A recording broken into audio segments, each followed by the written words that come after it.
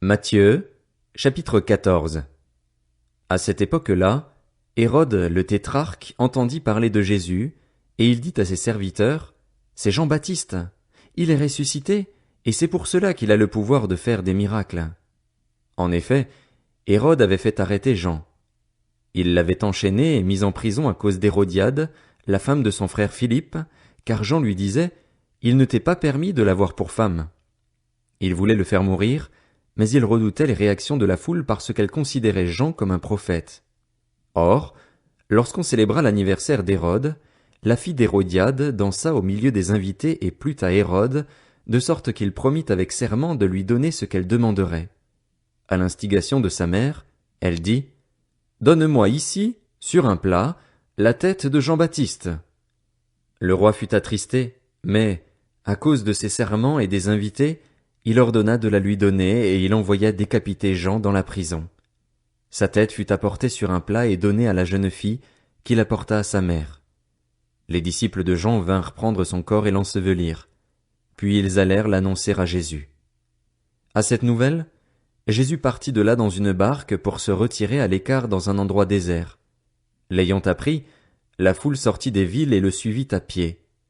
Quand Jésus sortit de la barque, il vit une grande foule et fut rempli de compassion pour elle, et il guérit les malades.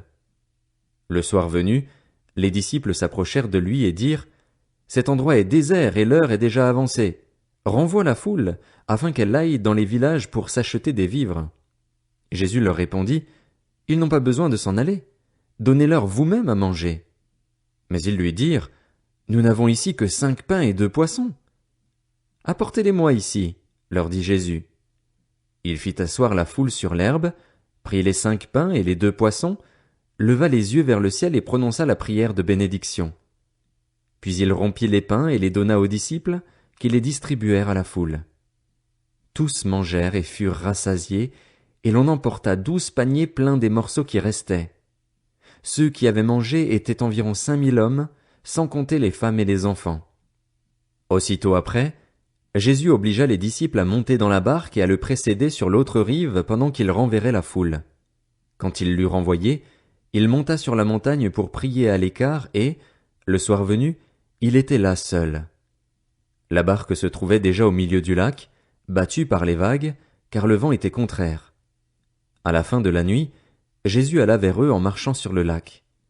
Quand les disciples le virent marcher sur le lac, ils furent affolés et dirent « C'est un fantôme !» Et, dans leur frayeur, ils poussèrent des cris.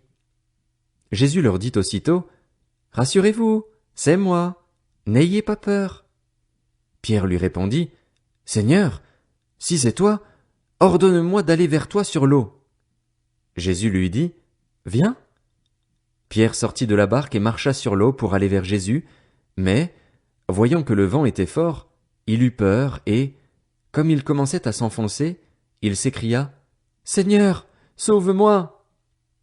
Aussitôt Jésus tendit la main, l'empoigna et lui dit, « Homme de peu de foi, pourquoi as-tu douté ?» Ils montèrent dans la barque, et le vent tomba. Ceux qui étaient dans la barque vinrent se prosterner devant Jésus en disant, « Tu es vraiment le Fils de Dieu. » Après avoir traversé le lac, ils arrivèrent dans la région de Génézareth. Les habitants de cet endroit reconnurent Jésus. Ils envoyèrent des messagers dans tous les environs et on lui amena tous les malades. Ils le suppliaient de leur permettre seulement de toucher le bord de son vêtement, et tous ceux qui le touchèrent furent guéris.